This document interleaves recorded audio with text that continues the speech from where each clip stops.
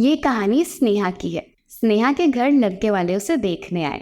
सभी घर वाले आपस में बातें कर रहे थे। तभी स्नेहा सुंदर से तैयार होकर चाय लेकर आती है। आओ बेटी, यहाँ बैठो। रोशन तो स्नेहा को देखते ही मन ही मन उसे पसंद कर लेता है। उसे तो बस घर वालों के फैसले का इंतजार था। चाय पीने के बाद रोशन की माँ बोली, मुझे तो स्नेहा बहुत प्यारी लग रही है। अच्छा बेटा, खाने में क्या क्या बना लेती हो? स्नेहा चुप हो जाती है। तभी उसकी माँ बोली, मेरी बेटी तो सब कुछ बना लेती है और इतना अच्छा खाना बनाती है कि मेहमान तो तारीफ करते नहीं थकते। अच्छा बेटा, वो जो छोले भटूरे तूने बनाया है, अपने होने वाले ससुराल वालों को तो खिला। ठीक है माँ, भी लाती हूँ। इतना बोलकर स्नेहा सबके लिए छोले भटूरे ले आती है। उसे खाते ही रोशन की माँ बोली, वाह बेटी, क्या स्वादिष्ट छोले भटूरे बनाया है। हाँ भाभी, आप तो मस्त टेस्टी खाना बनाती हैं। आज से पहले इतना स्वादिष्ट छोले भटूरे कभी नहीं खाई। सच में मैं बहुत भाग्यशाली हूँ जो मुझे इतनी गुणी बहू मिल रही है।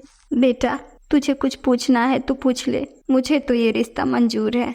नहीं माँ, आपको मंजूर है तो मुझे भी कोई दिक्कत नहीं है। मुझे भी पसंद है स्नेहा। अब कुछ दिन बाद स्नेहा और रोशन की शादी हो गई। शादी के बाद स्नेहा जब ससुराल आई तो सभी उसे बहुत प्यार करने लगे। पहली रसोई पे सास उसे कुछ मीठा बनाने को बोली। बहू, आज तुम्हारा पहला दिन है ससुराल में, ज्यादा कुछ बनाने की जरूरत नहीं, बस सबके लिए कुछ मीठा बना देना। ठीक है माँ जी, मैं अभी बनाती हूँ। इतना बोलकर स्नेहा किचन में चली गई। अब वो किचन में जाके चुपचाप खड़ी हो जाती है और मन ही मन सोचने लगी, आज तक मीठा के नाम पर तो बस मैंने सिर्फ चाय बनाई है, इससे ज्यादा तो कुछ नहीं आता। ये सब खड़े होकर सोच ही रही होती है। तभी उसकी ननद काजल वहाँ आ जाती है। क्या हुआ भाभी, क्या सोच रही हो? अभी तक आपने बनाना शुरू भी नहीं किया। कोई परेशानी है तो बताओ मुझे, कोई सामान नहीं मिल रहा हो तो मैं ढूंढ देती हूँ। अरे नहीं, ऐसी बात नहीं है काजल, मैं बस ये सोच रही थी कि ऐसा क्या बनाऊँ सबके लिए जो सबको बहुत पसंद आए। भाभी, आप इतना अच्छा खाना बनाती हैं, आपको सोचने की क्या जरूरत। सच पूछो तो आप जो भी बनाएंगे सबको जरूर पसंद आएगा। हाँ अच्छा तो बनाती हूँ, सोचती हूँ क्या बनाना है। ठीक है भाभी, आप बनाओ, मैं चलती हूँ, वरना माँ ने देख लिया तो यही बोलेगी कि मैं आपको परेशान कर रही हूँ। इतना बोलकर काजल वहाँ से चली गई। हे भगवान, सब इतनी उम्मीद के साथ बैठे हैं, मैं क्या करूँ।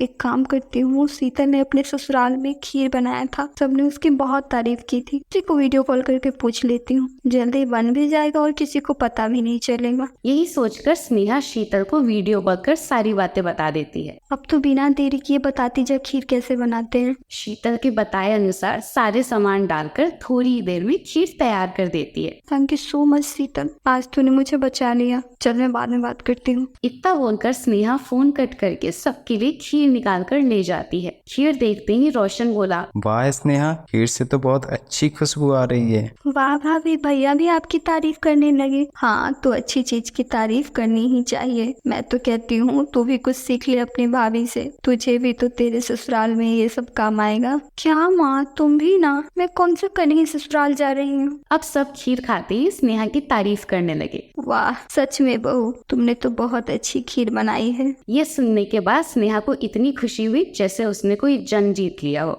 सभी को खिलाने के बाद स्नेहा ने सोचा, मैं भी टेस्ट करके देखती हूँ कैसा बना है। खाने के बाद स्नेहा को पता चला कि चीनी कम थी। अरे ये क्या, इसमें तो चीनी कम है, फिर भी सब लोग इतनी तारीफ कर रहे थे। मुझे क्या, उन्हें पसंद आ गया, यही बहुत है। अगले दिन उसकी सास बोली, बहू, आज से तुम ही किचन संभालो। स्नेहा दबी आवाज में बोली, मैं? हाँ तो क्यों, क्या हुआ? तेरे चेहरे का रंग क्यों उतर गया? ऐसी कोई बात नहीं है माँ जी, बस अचानक इतनी बड़ी जिम्मेदारी मिली तो सोचने लगी कि मेरे हाथ का खाना सबको पसंद आएगा भी या नहीं। तुम किसी बात की फिक्र मत करो, सबको बहुत पसंद आएगा। वैसे भी तुम्हारे हाथ का खाना तो स्वादिष्ट होता है, तो क्यों पसंद नहीं आएगा। इतना बोलकर उसकी सास चली जाती है। सास के जाने के बाद स्नेहा सोचती है, इतनी मुश्किल से कल खीर बनाई थी, अब आज सबके लिए खाना कैसे बनाऊं। मैं तो बोल भी नहीं सकती कि मुझे खाना बनाना नहीं आता। अब आज भी वो अपनी दोस्त शीतल को फोन लगाती है, लेकिन किसी कारण शीतल फोन नहीं उठाती। उसके बाद वो अपनी माँ को कॉल करती है और खाना बनाने के बारे में पूछने लगती है। उसकी माँ सारी बातें समझा देती है। समझाने के बाद भी उसे समझ नहीं आता कि क्या क्या और कैसे बनाए, लेकिन उसके पास कोई और ऑप्शन नहीं था, इसलिए वो खाना बनाना शुरू कर देती है। जैसे ही वो खाना बनाना शुरू करती है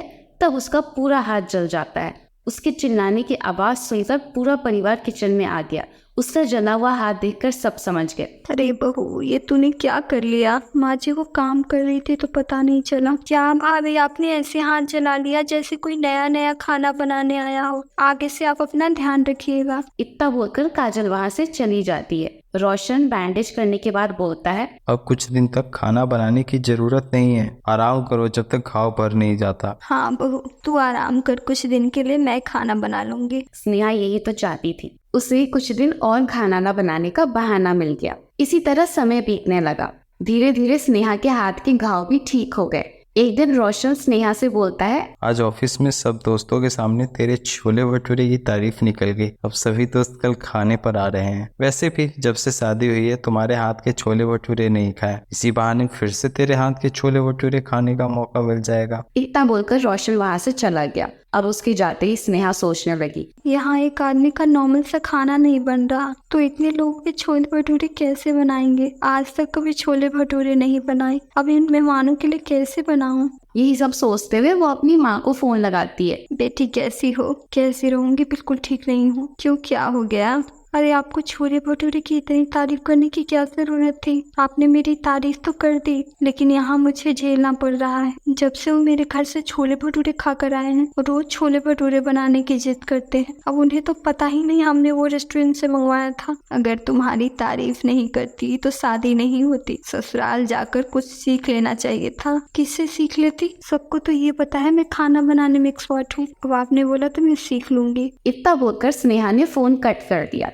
अब वो इस बारे में अपने दोस्त से बात करती है। अरे स्नेहा, अब तुझे अपने पति को और बाकी घर वालों को सच्चाई बता देनी चाहिए। अब कब तक तू ऐसे छुपाते रहेगी? अगर किसी के सामने बेइज्जती हो गई तो तू किसी को मुंह दिखाने लायक नहीं रहेगी। तू ठीक कह रही है, हिम्मत तो नहीं है, लेकिन बता दूंगी। उनका जो भी रिएक्शन होगा मैं देख लूंगी। अगले दिन स्नेहा को कुछ समझ नहीं आ रहा था, लेकिन थोड़ा बहुत जितना भी उसने सीखा था उसी को याद करके छोले भटूरे बनाने की कोशिश करती है। लेकिन थोड़ी देर में उसके पूरे छोले जलकर राख हो गए। अब धीरे धीरे जलने की बदबू पूरे घर में फैल गई। पता लगते ही सभी घर वाले किचन में आ गए। किचन का हाल देखकर रोशन बोला, ये क्या हो गया? तभी स्नेहा रोते हुए बोली, रोशन मुझे माफ कर दो, मुझे कुछ भी बनाने नहीं आता। वो छोले भटूरे हमने रेस्टोरेंट से मंगवाया था, खीर भी मैंने मेरी फ्रेंड शीतल से पूछकर बनाया था। माफ कर दो मुझे, मैं आपके दोस्तों को छोले भटूरे बनाकर नहीं खिला सकती। अरे मुझे सब पता है तुम्हें कुछ नहीं आता। जब शादी के बाद पहले दिन तुम वीडियो कॉल से खीर बना रही थी, उस समय मैं पानी पीने किचन की तरफ आ रहा था। तभी मैंने तुम दोनों की बातें सुन ली और सबको बता दिया। उस दिन भी खीर में चीनी कम थी, फिर भी हमने तुम्हारी तारीफ की क्योंकि तुमने कोशिश की। हमें इस बात की खुशी थी। इसी कोशिश पे तुम्हारा हाथ जल गया। हाथ जलने के बाद भी तुमने हमें सच्चाई नहीं बताई और हमें तुमसे सच्चाई सुननी थी, इसलिए मैंने फ्रेंड्स के आने का छोटा बहाना बनाया। ये सब सुनकर स्नेहा भी भावुक हो जाती है और धीरे धीरे सारी चीजें सीख लेती है। अब स्नेहा अच्छा खाना बनाने के साथ साथ छोले भटूरे भी अच्छा बनाने लगती है। अगर आपको वीडियो अच्छा लगा तो वीडियो को लाइक करें और चैनल को सब्सक्राइब कर दें।